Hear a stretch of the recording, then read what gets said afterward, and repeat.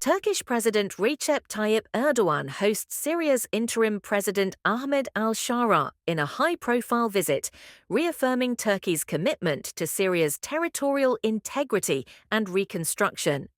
Turkish prosecutors have launched an investigation into media coverage of the 2013 Gezi Park protests, requesting archives from RTUK.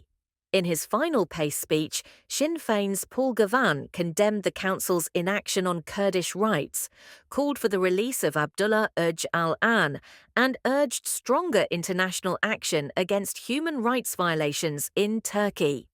The second Zagros Film Festival, focusing on Iranian Kurdistan, will take place online in February 2025, showcasing 20 films celebrating Kurdish culture and its resilient character. Turkish President Recep Tayyip Erdogan welcomed Syria's interim president Ahmed al-Shara, or Abu Mohammed al-Jolani, to Ankara on 4 February 2025, marking a key moment in the evolving relationship between Turkey and Syria.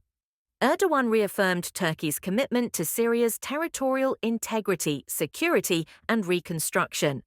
"We will provide our Syrian brothers and sisters with the required support in the new period as well," Erdogan said, emphasizing his interest in Turkey's continued role in Syria's future. The meeting addressed key issues, including military cooperation and Syria's reconstruction, and further consolidated Turkey's influence in shaping Syria's post-conflict future.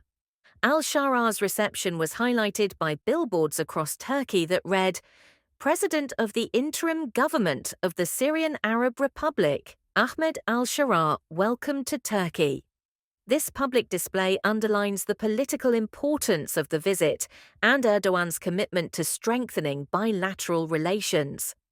Erdogan's repeated references to al-Shara as "my brother" demonstrate Turkey's intention to foster deeper cooperation and signal the key role that Syria's interim leadership will play in the country's transition. The meeting follows al-Shara's first official foreign visit to Saudi Arabia, raising questions about Turkey's influence in Syria. Despite Turkey's continued involvement, Saudi Arabia's growing role in the region, particularly with its normalization of relations with Israel and efforts to distance itself from hardline Salafist ideologies, signals a shift in regional alliances. As Turkey and Saudi Arabia vie for influence over Syria's future, the outcome of negotiations between Syria, Turkey, and other regional powers will shape the future of Syria's recovery and its relations with its neighbors. Istanbul prosecutors have launched an investigation into media coverage of the 2013 Gezi Park protests, requesting broadcast archives from Turkey's media watchdog RTUK. The move follows the arrest of talent agent Ayşe Bahram, who is accused of planning the protests. Prosecutors claim that some media reports fueled the unrest and have asked RTUK for footage of broadcasters allegedly legitimizing the demonstrations. Bahram, who was initially investigated for monopolizing Turkey's entertainment industry, was arrested on 27 January for allegedly aiding an attempt to overthrow the government. Prominent actors testified in her case and denied involvement, prompting prosecutors to open a perjury investigation.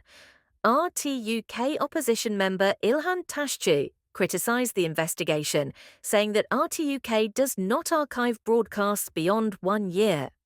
Critics argue that the move is aimed at suppressing dissent. The Gezi Park protests, which began on 27 May 2013, were among Turkey's largest anti-government demonstrations, growing from an environmental sit-in into a nationwide movement against the rule of then Prime Minister Erdogan.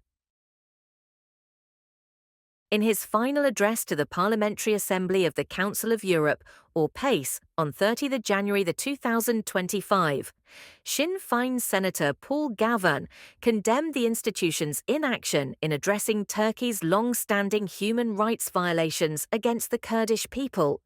Gavan, who has represented Northern Ireland at pace for 7 years, voiced deep frustration over the council's failure to confront Turkey's repression, particularly the imprisonment of Kurdish leader Abdullah Öcalan. In his speech, Gavan described Öcalan as the Nelson Mandela of the Kurdish people and stressed that real negotiations on the Kurdish issue cannot take place unless he is freed.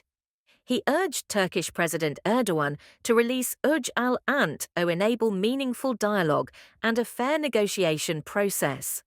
The speech also condemned Turkey's military actions in northeastern Syria, where ongoing bombings have resulted in numerous civilian casualties. Gavan called for an end to these attacks and denounced the Turkish government's repression of Kurdish politicians, activists, and journalists. He urged the international community to hold Ankara accountable for its actions against democracy, human rights, and the rule of law. Gavan also expressed concerns about the rise of Hayat Tahrir al-Sham, or HTS, in Syria, and called for the inclusion of the Kurdish movement in efforts to build a better future for the region. Gavan concluded his speech by urging the Council of Europe to take concrete action, calling for a renewed commitment to human rights and freedom for Öcalan. There is an opportunity now for a brighter future across this region, but it can only come about through the inclusion of the Kurdish freedom movement. The Council of Europe needs to step up now and play a positive role in defending the human rights of all peoples in this region. There is an opportunity now for a brighter future across this region, but it can only come about through the inclusion of the Kurdish freedom movement. The Council of Europe needs to step up now and play a positive role in defending the human rights of all peoples in this region. Freedom for Öcalan and freedom for the Kurdish people. The second Zagros Film Festival, the first online Kurdish film festival, will take place in February 2025, providing a global platform for Kurdish cinema. Featuring 20 films from different regions of Kurdistan, this year's edition will focus on Iranian Kurdistan, Rojhilat. Named after the Zagros Mountains, the festival highlights the richness of Kurdish cultural heritage while addressing the challenges and triumphs of Kurdish identity. Films will be presented in several Kurdish dialects, with special attention given to women directors. The organisers aim to promote a global dialogue on Kurdish identity, history, and artistic expression through cinema. By hosting the event online, the festival ensures worldwide accessibility. Coordinator Simon Suleimani said the initiative was not just a celebration of cinema, but a means of preserving and promoting Kurdish heritage on the international stage.